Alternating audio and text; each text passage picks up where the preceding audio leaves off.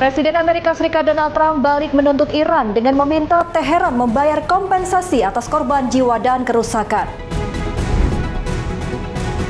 Mojtaba Khamenei menunjuk 6 komandan militer senior baru membangun kekuatan militer. Air sumur di desa Virparda, Gujarat, India bergelombang dan berputar tanpa ada gempa bumi. Halo pemirsa setia Berita Nasional TV, senang sekali Mata Dunia kembali hadir menyapa Anda. Mata Dunia, program yang menyajikan berbagai informasi dan isu terkini dari mancanegara. Bersama saya Restu Landari, inilah Mata Dunia selengkapnya.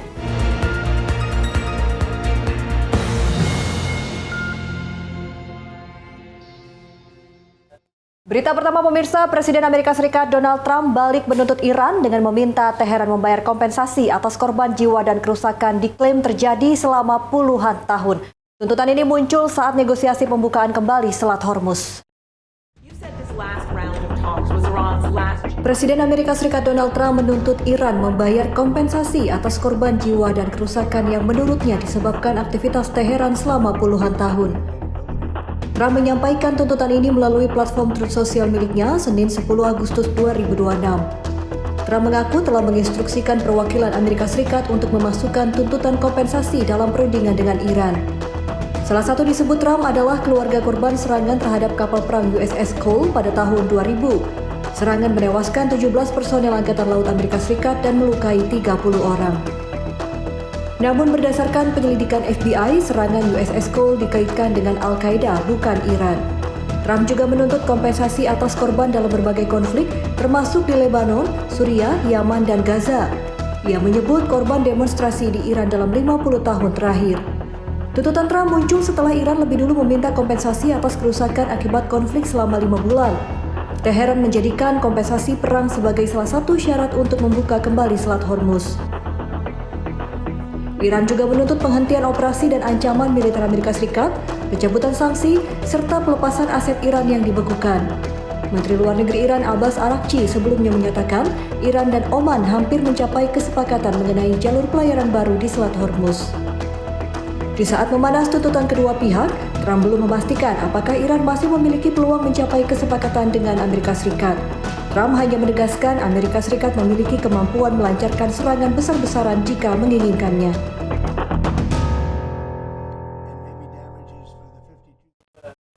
Selain itu, pemirsa, Presiden Amerika Serikat Donald Trump juga berupaya mengakhiri keterlibatan Amerika Serikat dalam konflik Timur Tengah. Namun tekanan Iran dan Israel membuat Washington sulit keluar dari pusaran konflik. Trump kini mengandalkan tekanan ekonomi terhadap Iran di tengah beban perang dan kenaikan harga bensin di dalam negeri.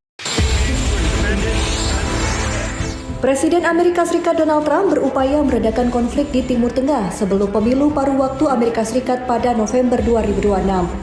Trump mengatakan strategi barunya adalah bersikap tenang terhadap Iran dengan mengandalkan tekanan ekonomi, bukan operasi militer baru. Trump menilai krisis ekonomi dan inflasi tinggi di Iran akan membatasi kemampuan Teheran melawan tekanan Amerika Serikat. Sejumlah pengamat menilai strategi tersebut tidak mudah diterapkan. Stok persenjataan Amerika Serikat yang menipis, perlawanan Iran, serta kalkulasi politik Israel membuat posisi Washington semakin sulit. Di dalam negeri, dampak konflik mulai terasa. Harga rata-rata bensin di Amerika Serikat menembus $4 per galon sejak serangan terhadap Iran dimulai pada akhir Februari 2026. Kondisi ini memicu kekhawatiran terhadap dukungan pemilih. Di Gaza, upaya Trump mencapai terobosan damai juga menghadapi hambatan. Israel meningkatkan gempuran udara, sementara Perdana Menteri Benjamin Netanyahu secara terbuka menolak draft kesepakatan 15 poin yang diajukan Washington. Di sisi lain, negosiasi Amerika Serikat dan Iran mengenai Selat Hormuz masih buntu. Teheran menuntut Amerika Serikat menarik seluruh pasukan, mencabut sanksi dan blokade, serta membayar ganti rugi perang. Trump kemudian membalik tuntutan dengan meminta Iran membayar kompensasi atas korban dan kerusakan yang diklaim terjadi selama 10 tahun. Tekanan ekonomi yang diandalkan Trump dinilai belum cukup untuk menundukkan Teheran. Di tengah desakan sejumlah pendukung garis keras agar Amerika Serikat kembali melancarkan operasi militer, Trump kini menghadapi pilihan sulit mengakhiri keterlibatan Amerika Serikat di Timur Tengah. Presiden Amerika Serikat Donald Trump menjalani operasi pengelabuan rahasia saat meninggalkan Turki. Trump disembunyikan dalam truk catering sementara Air Force One dijadikan pengalih perhatian. Langkah ini dilakukan di tengah ancaman serangan dari jaringan proksi Iran. Presiden Amerika Serikat Donald Trump disembunyikan dalam sebuah truk catering saat meninggalkan Bandara Esenboga, Ankara, Turki pada Rabu 8 Juli 2026. Operasi rahasia ini dilakukan setelah Badan Intelijen Amerika Serikat mendeteksi ancaman terhadap Trump di tengah memanas hubungan Washington dan Teheran. Sebelumnya, Trump menjalani prosedur keberangkatan seperti biasa. Dia terlihat naik ke Air Force One dan melambaikan tangan di hadapan kamera. Namun, adegan tersebut diduga bagian dari operasi pengelabuan. Beberapa menit kemudian, Trump dan sejumlah pejabat senior keluar dari pesawat melalui sisi yang tidak terlihat publik, lalu masuk ke truk catering. Truk kemudian melintasi landasan menuju pesawat militer C-32A yang telah menunggu. Pesawat dengan tanda panggil Bridge 18 mematikan transponder pelacak utama sehingga posisi Trump sulit terdeteksi. Sementara itu, Air Force One tetap beroperasi sebagai pengalih perhatian. Para wartawan dan staf gedung putih berada di dalam pesawat. Bahkan mereka diminta menutup tirai jendela sebelum pesawat lepas landas. Pesawat C-32A membawa Trump mendarat di Ralph Wilden Hall, Inggris. Trump kemudian dipindahkan kembali ke pesawat kepresidenan. Operasi ini diarahkan Secret Service. Informasi mengenai ancaman terhadap Trump juga dijaga sangat ketat, bahkan tidak diketahui sejumlah pejabat senior gedung putih. Operasi rahasia di Ankara ini menunjukkan tingkat kekhawatiran Washington akan ancaman terhadap Trump, terutama sejak serangan Amerika Serikat menewaskan komandan senior Iran Qasem Soleimani pada 2020. Beralih ke informasi lainnya, pemirsa, pemimpin tertinggi Iran Mojtaba Khamenei menunjuk 6 komandan militer senior baru. Perombakan struktur komando ini dilakukan di tengah upaya Iran membangun kembali kekuatan militer setelah sejumlah pejabat senior tewas dalam serangan Amerika Serikat dan Israel. Pemimpin tertinggi Iran Mojtaba Khamenei menunjuk 6 komandan militer senior baru pada Senin 10 Agustus 2026. Perombakan ini mencakup posisi penting di Angkatan Bersenjata Iran, Korps Garda Revolusi Iran atau IRGZ, serta pasukan paramiliter. Ali Abdullahi ditunjuk sebagai Kepala Staf Angkatan Bersenjata Iran, sementara Qomar Heydari menjadi wakilnya. Ahmad Faidi diangkat sebagai Panglima IRGZ, sekaligus naik pangkat menjadi Mayor Jenderal.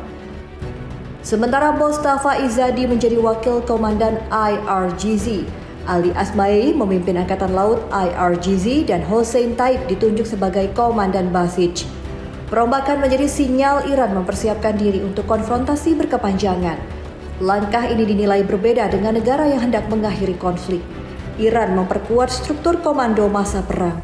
Perombakan terjadi ketika Iran membangun struktur politik dan militer setelah sejumlah pejabat senior tewas dalam serangan Amerika Serikat dan Israel. Pembenahan struktur militer Iran belum mencakup aparat intelijen. Perombakan komando militer ini menunjukkan Teheran memperkuat kesiapan pertahanan di saat negosiasi dengan Amerika Serikat menghadapi berbagai kebuntuan.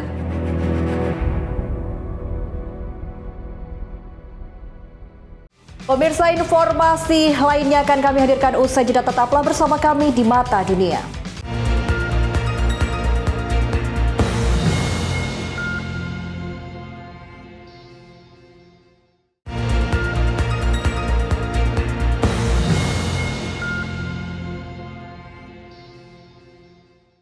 Anda kembali bersama kami, pemirsa, di Mata Dunia. Pemirsa, pemimpin tertinggi Iran Mojtaba Khamenei menunjuk sejumlah tokoh militer dan keamanan senior. Salah satunya mantan komandan IRGZ era perang Iran-Irak Mohsen Rezai yang kini ditunjuk sebagai Sekretaris Dewan Keamanan Nasional tertinggi Iran. Penunjukan ini menegaskan sikap keras Teheran dalam menghadapi Amerika Serikat. Mojtaba Khamenei mengumumkan sejumlah perombakan posisi militer dan keamanan Iran.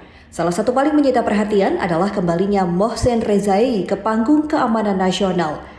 Rezai, mantan komandan Korps Garda Revolusi Islam atau IRGZ selama 16 tahun, kini ditunjuk sebagai Sekretaris Dewan Keamanan Nasional Tertinggi atau SNSC, sekaligus perwakilan resmi Mojtaba Khamenei. Selain Rezai, sejumlah posisi militer strategis juga diisi. Ali Abdullahi ditunjuk sebagai Kepala Staf Angkatan Bersenjata. Ali Osmai memimpin Angkatan Laut IRGZ, sedangkan Brigadir Jenderal Ahmad Fahidi dikukuhkan sebagai Panglima IRGZ. Perombakan ini dinilai bukan sekedar pengisian jabatan yang kosong.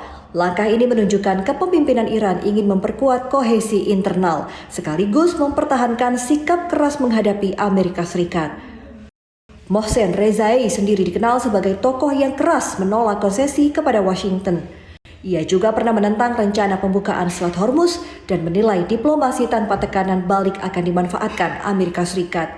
Penunjukan Rezai disebut sebagai upaya mengintegrasikan sektor militer, diplomasi, dan ekonomi energi dalam satu struktur komando. Pimpinan IRGZ yang baru menilai pengalaman Rezai bisa memperkuat sinergi antara medan pertempuran dan diplomasi. Langkah ini mendapat sambutan dari kelompok garis keras di dalam negeri Iran. Namun Israel mengkritik keras penunjukan Rezai dan Fahidi dengan menyoroti keterkaitan keduanya dalam daftar pencarian Interpol terkait dugaan kasus bom Buenos Aires 1994. Kembali tokoh veteran ke pusat kekuasaan keamanan Iran kini menjadi sinyal kuat. Teheran tidak hanya membangun ulang struktur komando, tetapi juga memperkuat posisi menghadapi konfrontasi jangka panjang dengan Amerika Serikat.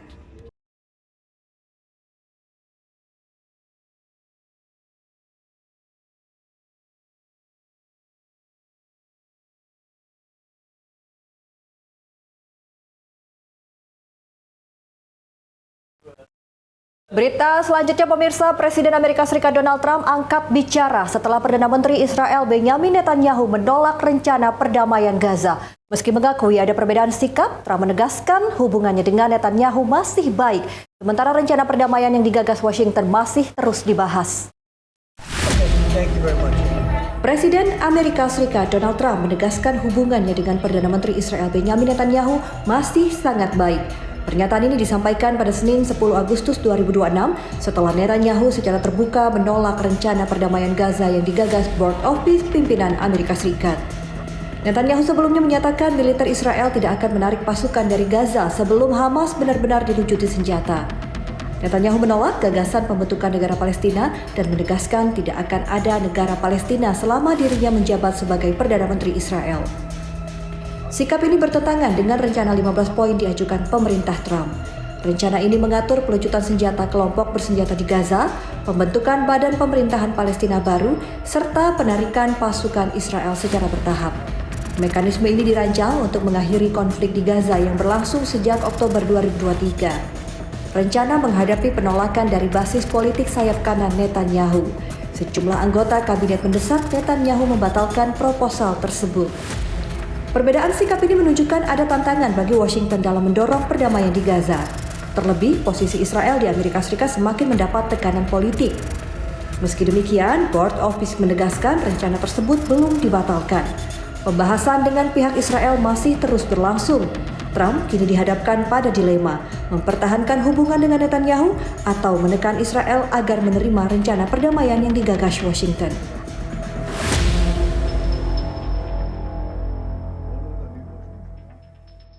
Presiden Amerika Serikat Donald Trump turun tangan membela Presiden FIFA Gianni Infantino. Trump memperingatkan FIFA agar tidak mengganti Infantino di tengah tekanan keras dari sejumlah konfederasi sepak bola dunia. Presiden Amerika Serikat Donald Trump meminta FIFA tidak mengganti Gianni Infantino dari posisi presiden. Melalui unggahan di Truth Social pada Senin 10 Agustus 2026, Donald Trump menyebut FIFA akan melakukan kesalahan besar jika mempertimbangkan mengganti Gianni Infantino. Trump memuji Infantino sebagai sosok luar biasa. Ia yang menilai, di bawah kepemimpinan Infantino, FIFA berhasil menyelenggarakan turnamen diklaim sebagai Piala Dunia paling sukses. Dukungan Trump muncul di tengah tekanan terhadap posisi Infantino. Sejumlah konfederasi, termasuk UEFA, CONCACAF, dan AFC, menolak rencana penjualan saham Piala Dunia kepada investor swasta. Dalam surat terbukanya, ketiga konfederasi menilai rencana tersebut sebagai pelanggaran kepercayaan terhadap FIFA. FIFA kemudian meminta maaf atas kekeliruan dalam penyusunan rencana tersebut. FIFA juga menegaskan proposal penjualan saham sudah tidak berlaku. Badan Sepak Bola Dunia ini menyatakan, para pejabat senior menegaskan kembali dukungan penuh terhadap kepemimpinan Infantino. Di tengah gelombang tekanan, dukungan terbuka Trump menambah dimensi politik dalam krisis kepemimpinan FIFA. Posisi Infantino kini menjadi sorotan menjelang pemilihan Presiden FIFA 2027. Dari Asia, pemirsa, ketegangan Korea Utara dan Jepang kembali meningkat. Pyongyang menyebut buku putih pertahanan Jepang 2026 sebagai dokumen invasi kembali. Korea Utara menilai dokumen tersebut digunakan Tokyo untuk membenarkan perluasan. Korea Utara mengecam keras buku putih pertahanan Jepang 2026. Pyongyang menyebut dokumen tersebut sebagai reinvention paper atau dokumen invasi kembali. Dalam komentar yang dimuat media resmi KCNA, Selasa 11 Agustus 2026, seorang analis Korea Utara menuduh Jepang secara tidak berdasar menyebut Korea Utara sebagai salah satu tantangan strategis terbesar. Pyongyang menilai langkah Tokyo bertujuan membenarkan perluasan produksi senjata dan mempertahankan mesin perang Jepang. Kritik tersebut menambah panjang daftar kecaman Korea Utara terhadap kebijakan pertahanan Jepang. Pyongyang melontarkan kritik setidaknya 7 kali sejak Juli lalu. Ketegangan juga meningkat setelah Jepang melakukan uji coba rudal jelajah Tomahawk buatan Amerika Serikat. Adik pemimpin Korea Utara Kim Jong-un, Kim Yo-jong, sebelumnya memperingatkan Jepang bahwa Pyongyang dapat mengambil pilihan militer tambahan. Sehari setelah peringatan tersebut, Korea Utara meluncurkan rudal balistik jarak pendek ke arah laut di antara kedua negara. Peluncuran rudal dinilai sebagai pesan Pyongyang kepada Tokyo. Tetaplah bersama kami pemirsa, karena usai jeda kami masih akan menghadirkan informasi menarik misteri gelombang sumur di India. Mata Dunia segera kembali.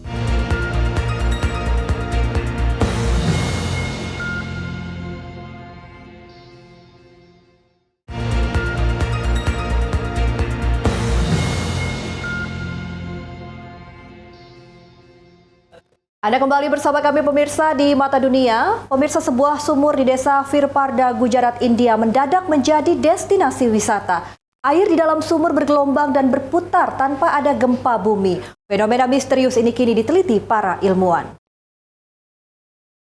Air di dalam sumur pertanian sedalam sekitar 18 kaki mendadak bergerak seperti gelombang. Fenomena ini mulai terlihat pada 2 Agustus 2026 dan terjadi berulang pada sore hari. Warga menyebut pergerakan air biasa terjadi mulai pukul 3 sore hingga sekitar setengah 8 malam. Gerakan air tidak biasa ini sempat membuat warga khawatir akan terjadi gempa. Namun, hasil pemeriksaan awal menunjukkan tidak ada aktivitas seismik yang tercatat di wilayah tersebut. Sejumlah ahli geologi memeriksa lokasi, sementara tim peneliti air tanah diminta melakukan kajian lebih mendalam. Salah satu teori dikaji adalah dampak hujan monsun. Pengisian kembali air tanah secara cepat diduga mendorong udara yang terperangkap di celah batuan dan pori-pori tanah sehingga memicu gelombang dan gelombang air di permukaan. Fenomena ini kini menarik perhatian warga dari berbagai desa sekitar. Mereka berdatangan menyaksikan langsung, bahkan sejumlah warga menyelam dan mengambil swafoto di sekitar sumur. Meski telah menjadi tontonan warga, penyebab pasti fenomena gelombang misterius ini masih belum terungkap. Para ahli masih melakukan penelitian untuk memastikan apa yang sebenarnya memicu pergerakan air di dalam sumur. Informasi selanjutnya pemirsa, tim penyelam menemukan bangkai kapal Romawi berusia sekitar 2100 tahun di lepas pantai Sisilia, Italia. Ratusan amfora kuno ditemukan berserakan di sekitar bangkai kapal, diduga menyimpan jejak perdagangan Mediterania pada masa lampau. Tim penyelam berangkat dari kota Mazara del Vallo, Sisilia, menyelidiki bangkai kapal kuno ditemukan di dasar laut. Bangkai kapal berada di sekitar 3 mil dari garis pantai dengan kedalaman 46 meter. Di lokasi, ratusan amfora atau tembikar besar menyimpan dan mengangkut barang berserakan di sekitar bangkai kapal. Kapal ini diperkirakan berasal dari abad kedua hingga pertama sebelum Masehi. Amfora ditemukan diduga pernah digunakan untuk mengangkut berbagai komoditas termasuk anggur. Menteri Kebudayaan Italia, Alessandro Giuli, menyebut penemuan ini sebagai salah satu penemuan arkeolog bawah laut terpenting dalam beberapa tahun terakhir. Para peneliti akan terus mendokumentasikan dan mempelajari bangkai kapal untuk memastikan usaha muatan serta sejarah perjalanannya. Penelitian lebih lanjut diharapkan dapat mengungkap peran kapal tersebut dalam jalur perdagangan Mediterania pada masa Romawi. Pantai Yonggildae di Pohang, Korea Selatan berubah menjadi dunia fantasi. 6 patung pasir raksasa terinspirasi dongeng klasik menghiasi pantai dan menarik perhatian wisatawan. Pantai Yonggildae di Pohang, Korea Selatan disulap menjadi negeri dongeng melalui Festival Pasir Yonggildae 2026. Mengusung tema Giant Magic Embracing the Sea, 6 patung pasir raksasa berdiri megah menghadap Laut Timur Korea. Salah satu paling mencolok adalah patung kastel raksasa. Sejumlah karakter dongeng populer juga dihadirkan seperti Cinderella, Pinocchio, Hansel and Gretel, serta The Little Mermaid. Para pengunjung menyusuri deretan patung, mengamati detail ukiran, dan mengabadikan momen dengan berfoto. Kehadiran patung-patung pasir ini memberikan pengalaman unik karena pengunjung dapat menikmati karya seni sekaligus menikmati angin laut dan pemandangan pantai. Karya seni pasir ini akan dipamerkan hingga akhir Agustus 2026. Festival ini pun menjadi salah satu daya tarik wisata musim panas di Pohang.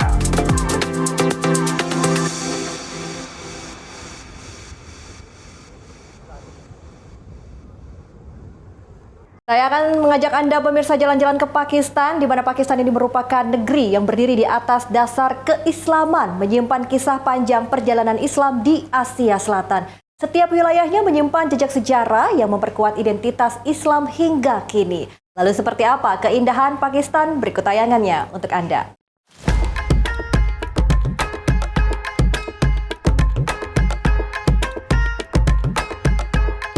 Selamat datang di Pakistan. Terletak di jantung Asia Selatan, Pakistan menjadi satu-satunya negara modern berdiri atas dasar agama Islam. Negeri ini lahir pada tahun 1947, dipimpin Muhammad Ali Jinnah sebagai tanah air bagi umat muslim di anak benua India. Namun, akar Islam di tanah ini sudah tumbuh jauh lebih lama, bahkan sejak abad ke-8 Masehi.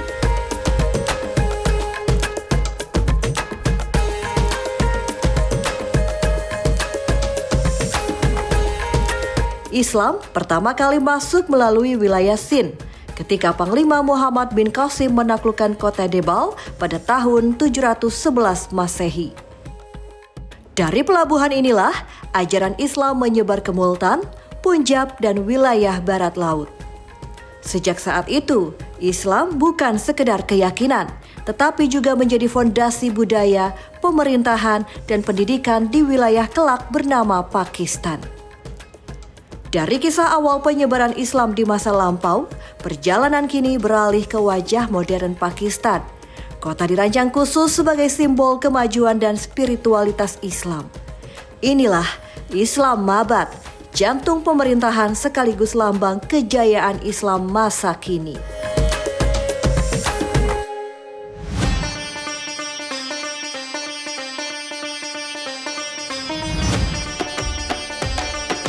Islam Mabad dibangun pada tahun 1960-an menggantikan Karachi sebagai ibu kota. Dirancang hijau dan tertata, kota ini menjadi cermin modernitas Islam berpadu dengan ketenangan spiritual.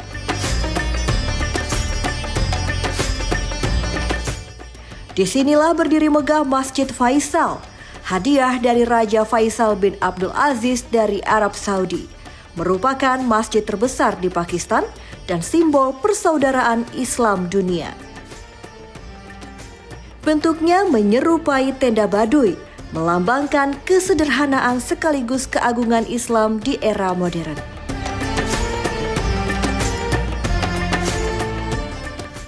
Jika Islamabad mencerminkan Islam modern tertata, maka di barat laut kita akan menemukan wajah Islam lebih tua, yaitu kota menjadi saksi pertama Islam masuk ke daratan Asia Selatan. Perjalanan membawa kita menuju Peshawar, gerbang sejarah dan kebudayaan Islam di Pakistan. Peshawar terletak di dekat Khyber Pass, jalur legendaris menghubungkan Asia Tengah dan anak benua India. Peshawar adalah kota tua pernah menjadi pusat penyebaran Islam. Para pedagang, ulama, dan penakluk Islam melintasi jalur ini membawa dakwah dan ilmu pengetahuan. Hingga kini, suasana Islam terasa di setiap sudut kota, dari masjid kuno, aroma rempah, hingga pasar kisah Wani Bazar, tempat kisah dan syair Islam terus hidup dari generasi ke generasi. Dari kota bersejarah di barat laut, langkah kita berlanjut ke selatan menuju Karachi, kota pelabuhan terbesar sekaligus saksi lahir Republik Islam Pakistan. Disinilah perjuangan umat muslim mencapai puncaknya pada tahun 1947.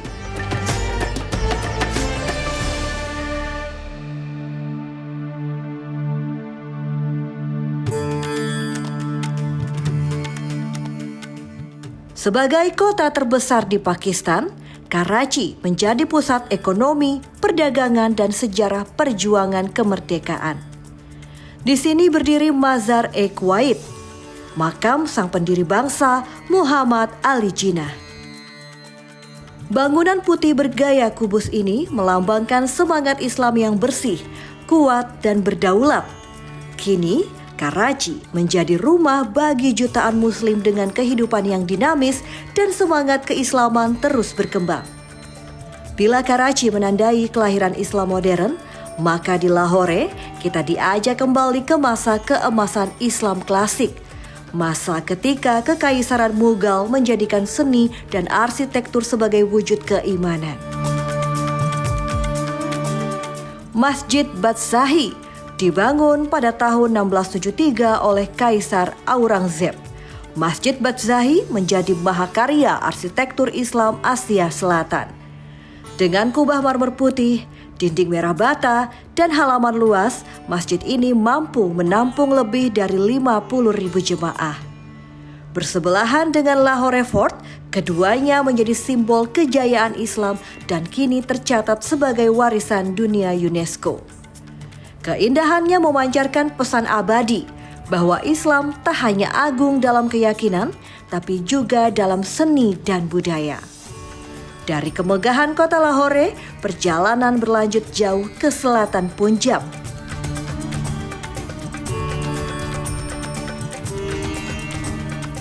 Di tengah hamparan pasir Kholistan, berdiri kokoh, benteng raksasa menjadi saksi kekuasaan Islam masa lampau. Derawar Fort. Derawar Fort dibangun sejak abad ke-9, kemudian diperkuat penguasa Muslim Bahawalpur pada abad ke-18. Benteng dengan 40 menara raksasa ini berdiri setinggi 30 meter, menjadi simbol kekuatan dan keuletan kerajaan Islam di tengah gurun tandus. Kini, tempat ini menjadi ikon wisata sejarah, mengingatkan Islam tidak hanya hidup di kota, tetapi juga di tengah sunyi padang pasir.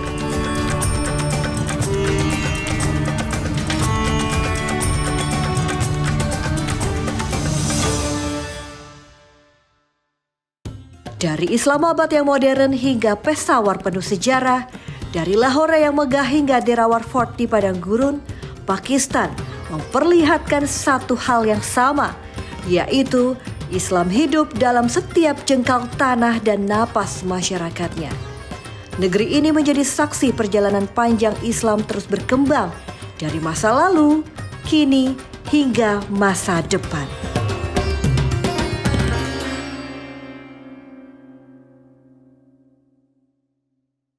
Ya pemirsa, informasi tadi sekaligus menutup perjumpaan kita di Mata Dunia kali ini. Saksikan terus Mata Dunia hanya di Berita Nasional TV. Saya Restulandari beserta kru yang bertugas pamit undur diri. Terima kasih sudah menyaksikan Mata Dunia dan sampai jumpa.